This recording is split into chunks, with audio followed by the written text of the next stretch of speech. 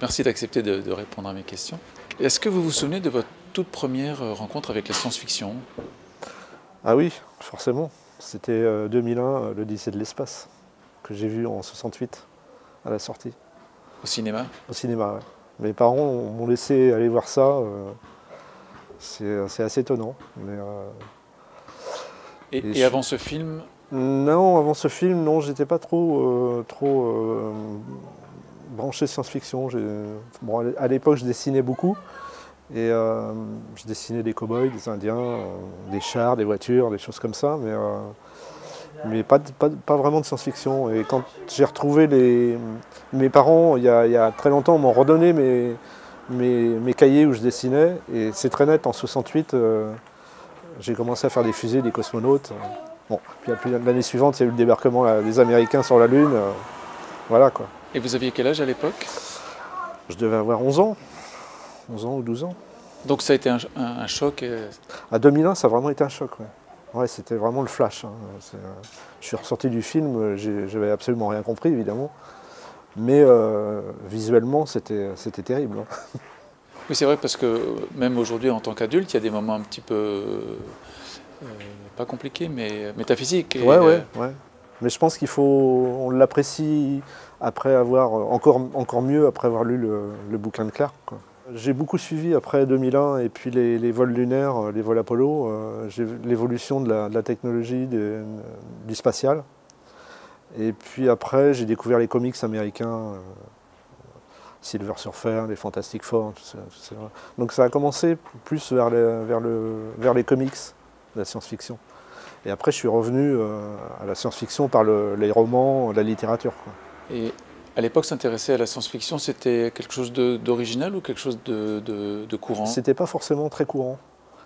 Mais quand j'ai débarqué à Tours pour l'école de dessin en 71, il y avait déjà un milieu, enfin, je veux dire, on parlait de science-fiction, on parlait de fantastique, donc j'ai pas vraiment été dépaysé. Donc je sais pas trop, à l'extérieur de ce milieu-là, si c'était vraiment, si les gens en demandaient, en parlaient. Je pense que ça, oui, ça commençait à bouger un peu. Peu après, il y a eu Métal Hurlant quand même, en bande dessinée. Il y a eu, il y a eu Mobius, tous ces gens-là qui ont remporté beaucoup, quoi. Mais dans le cadre de vos études, avec d'autres étudiants en dessin, en illustration, c'était un domaine qui vous intéressait tous, plus ou moins? Non, non, non, non. On n'était que quelques-uns, essentiellement dans la bande dessinée et dans l'illustration, mais il y avait pas mal d'élèves qui ne s'intéressaient pas vraiment à la science-fiction, quoi. En fin de compte, ce qui vous passionnait dans ce domaine, c'était cette, enfin, on imagine cette perspective presque infinie d'imaginer des Oui, mondes. oui, l'espace, les fusées, la technologie, les vols vers Mars, voilà quoi. Tous les grands auteurs de science-fiction de l'époque aussi, enfin, qui étaient connus, Clark, Hamilton, enfin, j'ai pas vraiment beaucoup de noms en tête là, mais Asimov, tous ces gens-là, oui, moi je dévorais un peu les bouquins, quoi. Donc vous lisiez autant les romans que vous regardiez les films. Et est-ce que c'était une certaine une manière de concevoir des mondes rêvés que vous aviez enfant en tête? Non, non, non, moi j'en étais pas encore à imaginer des choses un peu construites, quoi. Moi j'accumulais, je me nourrissais de tout ça, quoi. Dans un premier temps. Après c'est la technique aussi de dessin permet, quand on a suffisamment de technique, on peut développer des mondes, on peut développer des images, des designs. Quand on est, enfin, moi quand j'étais à l'école, je copiais, quoi, en fait, hein. J'avais du mal à matérialiser certaines choses. Et la technique venant, l'imagination suit aussi. On peut se permettre plus de choses. Mais à l'époque de l'école, je copiais pas mal.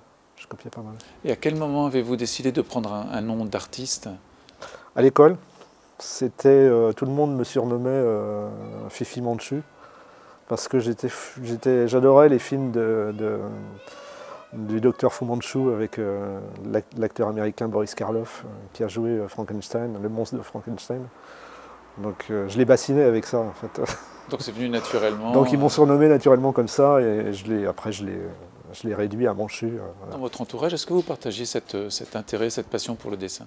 Alors mon père était très bon dessinateur. Mon père était tapissier décorateur et il faisait de l'ameublement au crayon couleur, je me souviens.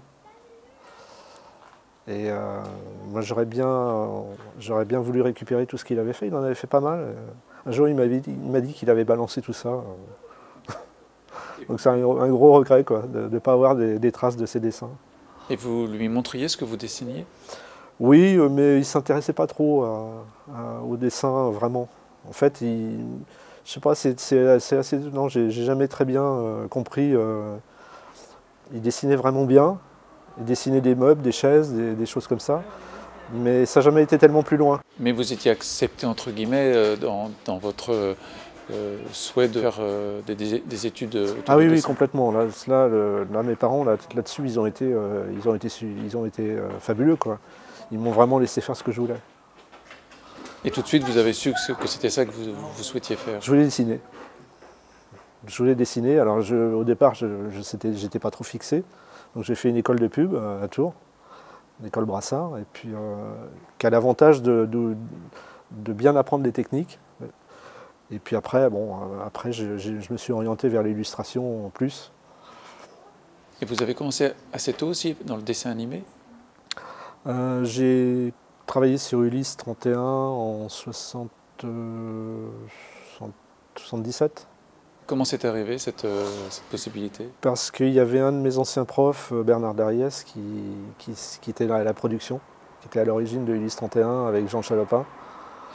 Donc évidemment, en sortant de l'école, j'ai été bosser avec lui. Qu'est-ce que c'est comme expérience de travailler sur un dessin animé qui a été culte pour des générations? Alors moi, à l'époque, je ne me suis pas rendu compte de l'impact que ça allait avoir, ce dessin animé. Donc moi, c'était un boulot comme un autre, en fait, hein, où je ne suis pas resté très très longtemps, parce que la DIC a déménagé à Paris.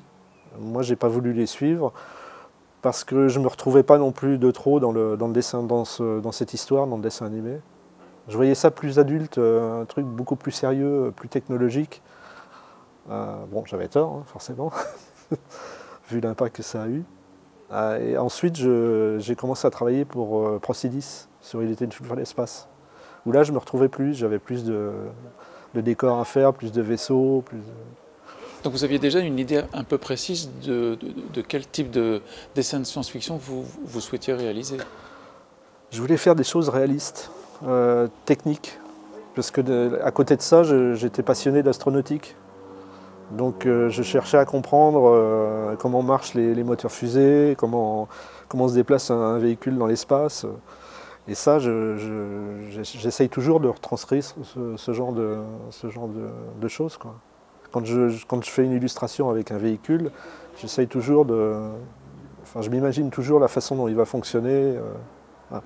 Est-ce que vous auriez pu être astronaute ou astrophysicien? Oui, moi, je voulais être astronaute, évidemment.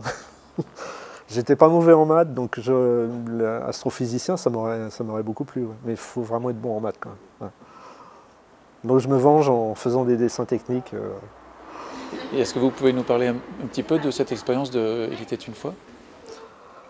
C'était une expérience vraiment sympa. J'ai travaillé avec un copain de l'école, Jean Barbeau, qui lui avait fait la création des personnages. La production c'était assez rigolo, assez sympa. Albert Barillet était un personnage assez étonnant. Et voilà, quoi. J'avais plus de responsabilité quelque part dans le dessin animé, puisque j'avais vraiment du design, beaucoup de design à faire. Et il y avait que moi qui travaillais là-dessus, quoi. Et cette expérience de dessin animé ne vous a pas suffisamment plu? Simplement parce que je ne retrouvais pas mes images sur l'écran. Tout ça, c'était repris par des animateurs, donc forcément simplifié. Et j'étais un peu frustré, quoi, du résultat. C'est pour ça qu'après, j'ai commencé à faire des couvertures de romans. Et quelle technique vous utilisez le plus? Acrylique, traditionnel. pinceau et acrylique. Vous avez essayé d'autres techniques ou c'est celle-là vraiment qui correspond à... J'ai essayé d'autres techniques à l'école, mais je pense que c'est celle-là qui se prête le mieux au réalisme en fait. Vraiment le côté traditionnel dans la peinture, quoi. J'adore les orientalistes ou les peintres du 19e. Voilà, quoi. Je suis plus proche de ces gens-là que des gens de la BD par exemple, ou des gens du dessin animé. Je me reconnais plus dans des gens comme Jérôme ou Donneville ou Meissonnier. Voilà, quoi. Dans certains de vos dessins, on voit des inspirations de civilisations oubliées, des traces de civilisations disparues. Ça vous plaît d'associer justement la science-fiction à ce côté archéologique? Alors, ce qu'il faut savoir, c'est que c'est des illustrations la plupart du temps de romans, hein. Donc je me colle quand même au texte. Donc s'il y a des représentations de civilisations disparues, c'est que ça doit être quelque part dans le texte. Voilà. Par contre, ce que j'aime bien travailler sur l'archéologie spatiale, enfin dans la science-fiction. Il y a des auteurs qui racontent des histoires avec des civilisations disparues sur des planètes. Et ça j'adore ça, quoi. C'est des archéologues spatiaux. Ouais. Donc ça vous a pas trop déplu finalement de devoir illustrer des romans où il y ait cette association de passé et de futur? Non, dans la mesure où c'est vraiment de la science-fiction. Je suis même pas du tout fan de la fantasy et du fantastique, quoi. Moi, il faut quand même qu'il y ait une bonne dose de technologie quelque part, quoi. Même dans certaines branches de la science-fiction, j'ai du mal, quoi. Quand c'est une science-fiction plus psychologique, plus description d'une civilisation, mais sans trop de technologie, j'ai vraiment du mal. Il faut vraiment qu'il y ait des machines, quoi. Voilà. Et vous illustrez aussi souvent des articles dans des magazines scientifiques? J'ai collaboré pas mal d'années avec la revue Ciel et Espace. Bon, j'ai travaillé pour Sciences et Avenir, Sciences et Vie Junior, mais j'ai vraiment collaboré pas mal, une bonne dizaine d'années avec Ciel et Espace. Ça devait vraiment vous plaire. Ah oui, oui. Ouais. Et je pense qu'ils m'ont demandé de travailler pour eux parce que j'avais une petite connaissance du domaine aussi. Donc quand le journaliste scientifique me disait qu'il faut faire une illustration là-dessus, il n'avait pas besoin de m'expliquer 36 choses, quoi. Voilà, je connais un peu déjà le domaine, quoi.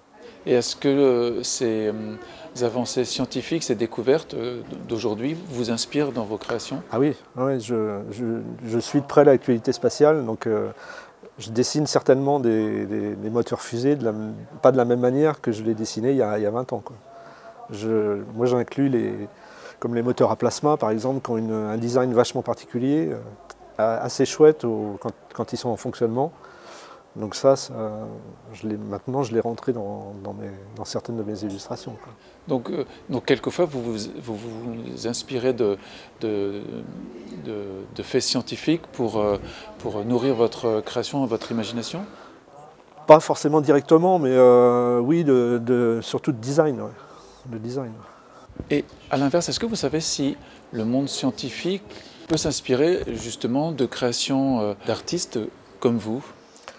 Il y a quelques années, il y a bien une bonne dizaine d'années ou une bonne quinzaine d'années, j'ai travaillé pour l'ESA avec d'autres artistes sur une plaquette où ils nous ont demandé de dessiner des moteurs, des engins spatiaux, peut-être aussi pour inspirer les ingénieurs.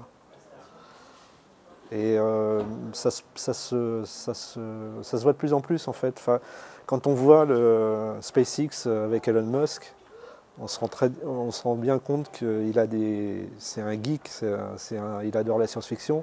Ça se sent dans les designs de ses engins. Le Starship qu'il est en train de construire en ce moment, c'est vraiment un vaisseau de Flash Gordon, quoi. Ça n'a rien à voir avec la technologie de la NASA. Et quand il a lancé sa Tesla dans l'espace, il y avait tout un tas de clins d'œil au moment du vol. C'est très net que certains artistes l'ont inspiré aussi. Est-ce que toutes ces avancées et ces projets vous excitent? Ah oui, ouais, complètement. Ouais. Ouais. Ce qui est dommage, c'est que je pense pas que je verrai des gens sur Mars, mais j'ai longtemps cru que ça serait jouable, mais non, ça va être compliqué. Lorsque vous dessinez des couvertures de romans, est-ce que ça vous arrive de travailler un petit peu en collaboration avec les auteurs? Oui, ça m'arrive de travailler avec eux quand c'est des auteurs français, par exemple. Je travaille beaucoup, j'ai fait beaucoup de couvertures pour Laurent Jeunefort, et j'adore travailler avec lui, parce on fonctionne bien ensemble, quoi. On a les mêmes, il a des visuels grandioses, et j'adore ça aussi. Donc, et vous imaginez ensemble voilà. des mondes, d'accord. Et comme il a il a quand même des bonnes connaissances scientifiques aussi, puis il se documente énormément, donc c'est très précis à chaque fois, il a vraiment des idées bien précises. Donc ça, oui, quand c'est possible, c'est intéressant. Est-ce que vous vous inspirez de certaines musiques? Certains? De certaines musiques? Non, pas vraiment. Non, j'ai des fonds sonores. En ce moment, je travaille beaucoup avec la musique du jeu vidéo Alien Isolation. Voilà, ce genre de choses, quoi. Ça met bien dans l'ambiance. Et est-ce que vous continuez oui, vous continuez à aller voir tous les films de science-fiction? Il y en a beaucoup qui sortent, ou les séries de science-fiction? Alors, les films de science-fiction, en ce moment, c'est pas... il y a pas mal de choses à acheter, à mon avis. Mais visuellement, c'est toujours très beau. Mais scénaristiquement, il y a des grosses failles, quoi, quand même. Et des films comme Interstellar? Interstellar, je dirais qu'il y a 20 minutes d'intéressant dans le film, quoi.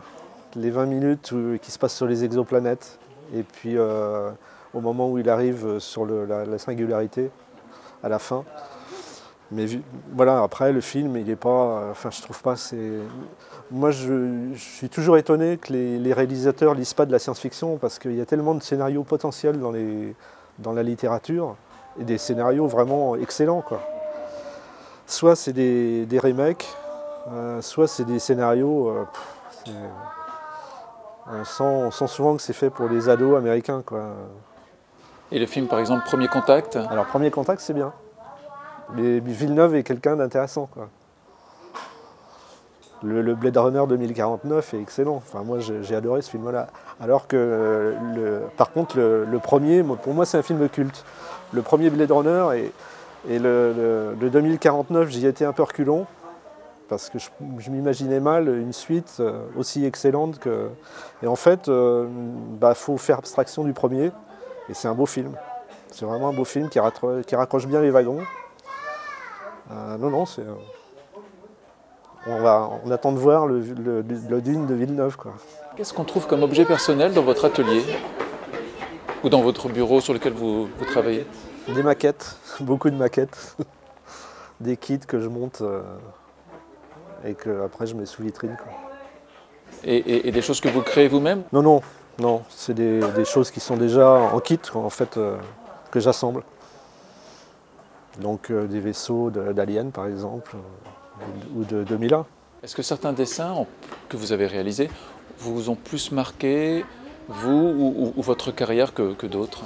Oui, forcément. Il y en a un roman qui m'a pas mal marqué, c'est Chant de la Terre lointaine d'Arthur Clarke. Et bon, j'ai toujours l'original, celui-là je ne le vendrai pas, quoi. Il y en a quelques-uns comme ça qui m'ont marqué. Ouais. Et là, on voit que vous faites beaucoup de signatures et que vous faites à chaque fois un petit dessin. Vous avez un public de fidèles et de passionnés. J'ai l'impression que ça vous fait assez plaisir de voir l'émerveillement que vous créez pour chaque...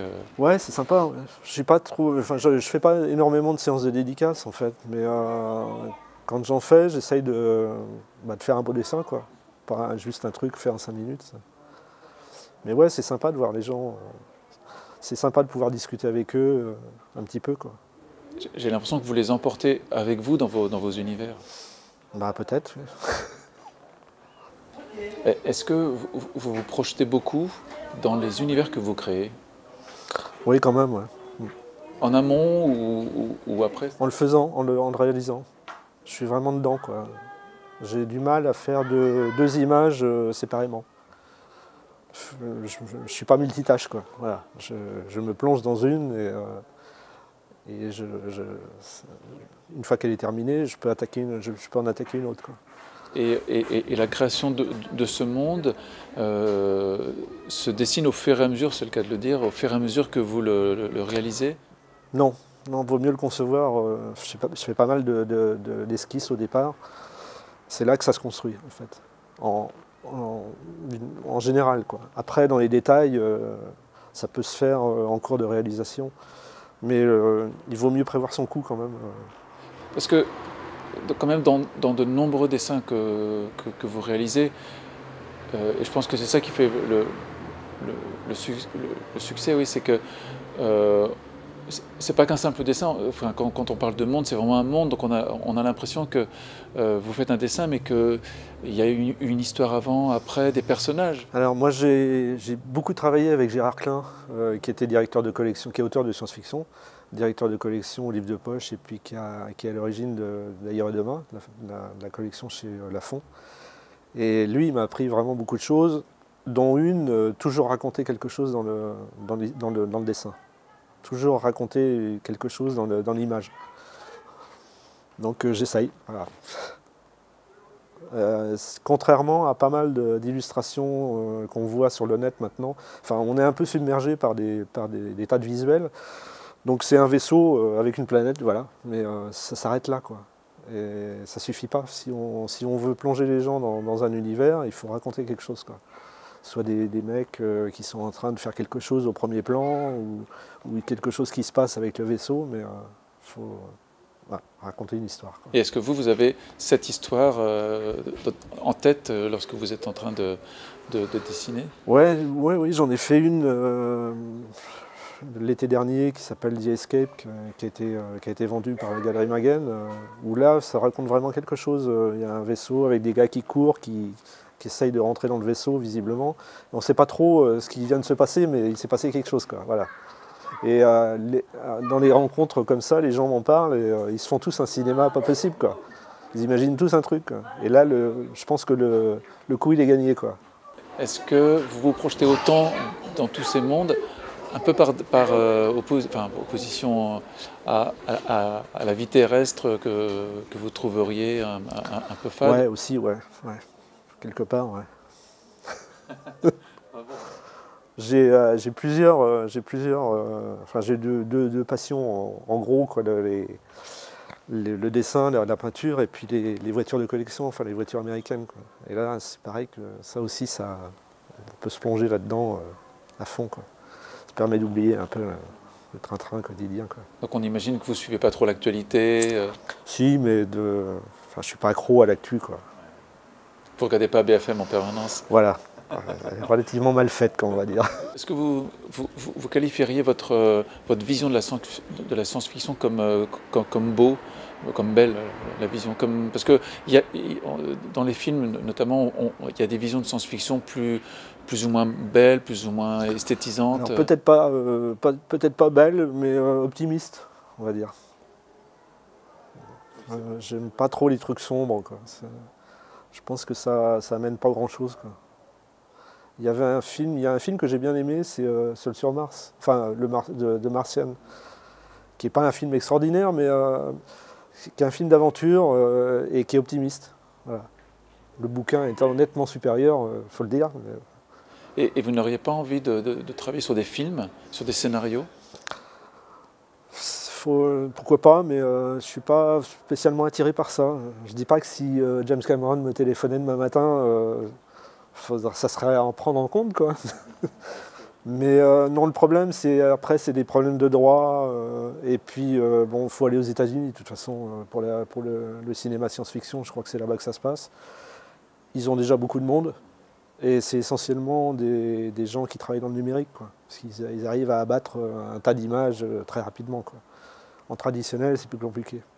Est-ce que vous avez constaté que la place de la science-fiction dans notre société a beaucoup évolué depuis les années 70? Oui, elle a évolué beaucoup, surtout au cinéma, dans la représentation publicitaire aussi, pas mal. Et ce qui est étonnant, c'est que la littérature est en chute libre, quoi. Enfin, il y a très peu de gens qui lisent de la science-fiction. Enfin, de toute façon, la lecture en général dégringole un peu, quoi.